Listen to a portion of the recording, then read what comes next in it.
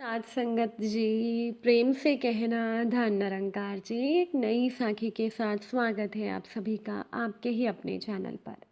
हमारी आज की साखी का विषय है भगवान पर दृढ़ विश्वास। चलिए सुनते हैं आज की ये साखी।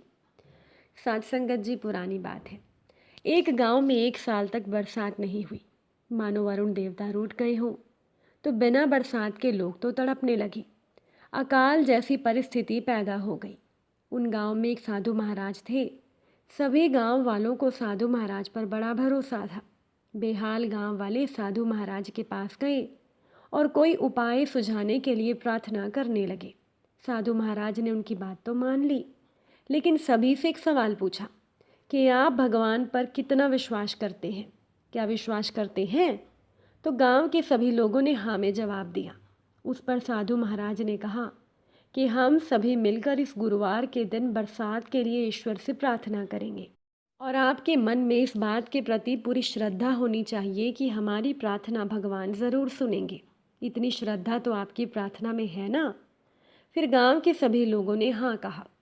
तो साधु महाराज ने कहा कि आप सभी इस गुरुवार को गांव के बड़े मंदिर में आइए, ईश्वर की तहे दिल से प्रार्थना कीजिए।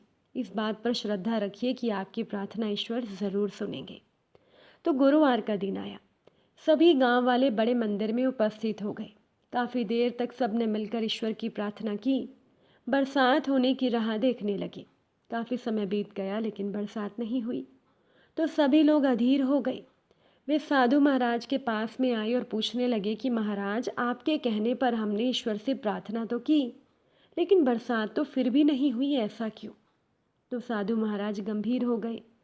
उन्होंने सभी गांव वालों से एक ही सवाल पूछा कि मंदिर में आते समय आप में से कितने लोग छाता लेकर आए हैं? जो लाए हैं वो अपना हाथ ऊपर उठाएं। तो किसी भी गांव वाले का हाथ ऊपर नहीं उठा, क्योंकि छाता कोई लाया ही नहीं था। ये देखकर साधु महाराज ने गांव के लोगों से कहा, देखिए कितनी श्रद्धा है आपकी ईश्वर पर। आपके मन में यहाँ आते समय ये श्रद्धा होती कि प्रार्थना करने पर ईश्वर की कृपा होगी और बरसात अवश्य होगी, तो मंदिर आते समय आप सब साथ में छाता लेकर आते। लेकिन आपकी तो ईश्वर पर ऐसी श्रद्धा ही नहीं थी, इसीलिए कोई भी छाता साथ नहीं लाया। जब मन में श्रद्धा ही नहीं थी तो फल कैसे मिलेगा? तो साधु महाराज के कहने पर सभी गांव वालों की गर्दनें झुक गई। उन्हें अपनी गलती का एहसास हुआ। साथ संगत जी, रिया को सुबह से ही बड़ी बेचैनी हो रही थी, न जाने क्या बात थी। बेटी को तैयार करके उसने स्कूल भेज दिया और नहाने चली गई। आकर पूजा की तैयारी करके पूजा करके जाने ही वाली थी कि उसके पति आए और बोले, जल्दी से नाश्ता बना दो, आज मुझे ऑफिस में जल्दी जाना है, लंच मैं वहीं पर कर लूँगा। तो रिया ने कहा, इतनी जल्दी? पति ने कहा, हाँ कोई ज़रूरी मीटिंग है, कहकर रिया के पति नहाने चले गए। ना जाने क्यों आज रिया की बेचैनी ज़्यादा हो रही थी। बड़े ही अनमने मन से उसने नाश्ता बनाया। पति तो नाश्ता खाकर निकल पड़े। जल्दी से ये सब रखकर हाथ पैर उसने धोए और भागी वो पूजा घर की तरफ। रिया जाकर कहने लगी, मेरे कान्हा, मेरे सबसे अच्छे दोस्त। रिया अपने मन की हर बात कान्हा जी के आगे बोल देती थी। फिर उसे डर नहीं लगता था। ऐसा लगता था कि जैसे कान्हा जी ने सब कुछ संभाल लिया हो। रिया कहने लगी मंदिर में जाकर, प्रभु आज बड़ा डर लग रहा है, आप ही बताओ ना क्या बात है? ऐसा डर तो पहले कभी नहीं लगा। वैसे आप हो तो मुझे किस बात की चिंता, सबका भला करना भगवान, हम सब पर कृपा बनाए रखना। इसके बाद वो आरती करने लगी। जैसे ही पूजा आरती खत्म हुई, रिया घर के काम निपटाने में लग गई। जैसे उसे लगा अब सब कुछ ठीक हो गया हो, वो बड़ा हल्का महसूस कर रही थी। तो थोड़ी ही देर में रिया के घर के दरवाजे की घंटी बजी। देखा तो पड़ोस वाले शर्मा जी और उनकी पत्नी बड़े परेशान से खड़े थे। रिया ने कहा, अंदर आइए ना। पर उन दोनों ने कहा कि आज रिया का पति उन्हें मिला था, कह रहा था ज़रूरी काम है, सुबह 8 बजे की ट्रेन पकड़ने वाला था। रिया ने कहा, पर बताइए तो बात क्या है? रिया घबराते हुए पूछने लगी। तो शर्मा जी की पत्नी अचानक ही रोने लगी, कहने लगी कि उस रेलगाड़ी में तो बम ब्लास्ट हो गया है, कोई भी नहीं बचा। रिया के आसपास तो अंधेरा ही अंधेरा छा गया। रिया की जो हालत हो गई थी उसे शब्दों में बयान करना आसान नहीं है। रिया दौड़ते हुए सीधा कान्हा जी के पास गई। कान्हा जी को देखा तो रिया को लगा ऐसा हो ही नहीं सकता। बस वो वहीं बैठे बैठे कान्हा कान्हा करने लगी। तभी रिया का मोबाइल बजा, जो कि शर्मा जी की पत्नी ने उठाया और वो खुशी से चिल्लाई कि बेटा तुम्हारे पति का फ़ोन है, वो एकदम ठीक है। आंखें खोलकर रिया ने कान्हा जी को देखा तो ऐसा लगा मानो कान्हा जी मुस्कुरा रही हों। रिया भी मुस्कुरा दी। तब पति की आवाज़ कानों में पड़ी तो ऐसा लगा जैसे उसकी अभी नई नई ही शादी हुई हो। रिया ने बस पति को इतना ही कहा, जल्दी से घर आ जाना। रिया का पति जब घर पहुंचा तो रिया पति से ऐसे मिली जैसे वो पहली बार मिल रही हो। थोड़ी ही देर में शर्मा जी ने पूछा, हुआ क्या था बेटा, क्या तुम ट्रेन में गए नहीं थे? रिया के पति ने कहा, नहीं अंकल, बस यही मुझे मोड़ पर एक बहुत ही सुंदर लड़का मिल गया था, मेरे साथ साथ चल रहा था। मैंने पूछा, कहाँ रहते हो? पहले तो तुम्हें यहाँ कभी नहीं देखा। तो वो लड़का बोला, मैं यहीं तो रहता हूँ। फिर उसने मुझे पूछा, आप कहाँ रहते हो? तो मैंने बताया कि मैं इस बिल्डिंग में रहता हूँ, अपने ऑफिस का पता भी बताया।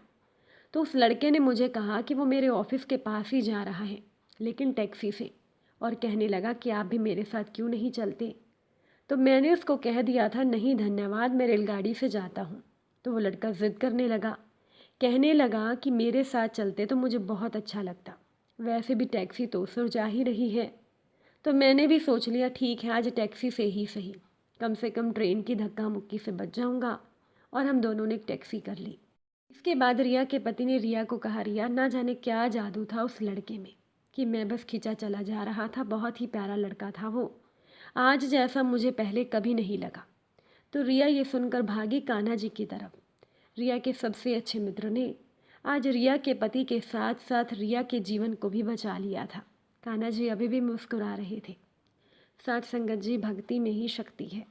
जिसका मन सच्चा और कर्म अच्छा है वही भगवान का सच्चा भगत है, और ऐसे लोगों पर भगवान की कृपा हमेशा बनी रहती है। एक आदमी जब भी अपने ऑफिस से घर लौटता तो कुत्ते के प्यारे से पिल्ले रोज उसके पास आकर उसे घेर लेते थे, क्योंकि वो रोज उन्हें बिस्किट देता था। कभी 4, कभी 5, कभी 6 पिल्ले रोज आते और वो रोज उन्हें बिस्किट खिलाता या ब्रेड खिलाता। तो एक रात जब वो ऑफिस से घर लौटा तो पिल्लों ने उसे घेर लिया, लेकिन उसने देखा कि उसके घर में बिस्किट और ब्रेड दोनों ख़त्म थे। रात भी बहुत हो गई थी और उस समय दुकान का खुला होना भी मुश्किल था। तो सभी पिल्ले बिस्किट का इंतज़ार करने लगे। उस व्यक्ति ने सोचा, कोई बात नहीं, कल खिला दूंगा। ये सोचकर उसने घर का दरवाज़ा बंद कर लिया। लेकिन जो कुत्ते के पिल्ले थे वो अभी भी बाहर उस व्यक्ति का इंतज़ार कर रहे थे। तो ये देखकर उस व्यक्ति का मन तो बेचैन हो गया। तभी उसे याद आया कि घर में मेहमान आए थे जिनके लिए वो काजू बादाम वाले बिस्किट लाया था। उसने डिब्बा खोला तो उसमें 7-8 बिस्किट थे। उसके मन में ख्याल आया कि इतनों से तो कुछ भी नहीं होगा, एक का पेट भी नहीं भरेगा। पर सोचा कि चलो एक एक सबको दे दूंगा तो ये चले जाएंगे। उन बिस्किटों को लेकर जब वो बाहर आया तो उसने देखा कि पिल्ले जा चुके थे। केवल एक पिल्ला उसके इंतज़ार में अभी भी इस विश्वास के साथ बैठा था, कुछ तो ज़रूर मिलेगा। व्यक्ति को बड़ी हैरानी हुई। उसने वो सारे बिस्किट उसे एक पिल्ले के सामने डाल दिए। वो पिल्ला बड़ी खुशी से वो बिस्किट खा गया और चला गया। बाद में उस व्यक्ति ने सोचा कि हम मनुष्यों के साथ भी तो यही होता है। जब तक भगवान हमें देता रहता है हम खुश रहते हैं, भगवान की भक्ति करते हैं, फल का इंतज़ार करते हैं। लेकिन भगवान को ज़रा सी देर नहीं हुई कि हम उसकी भक्ति पर संदेह करने लगते हैं। दूसरी तरफ जो भगवान पर विश्वास बनाए रखता है उसे उसके विश्वास से ज़्यादा मिलता है।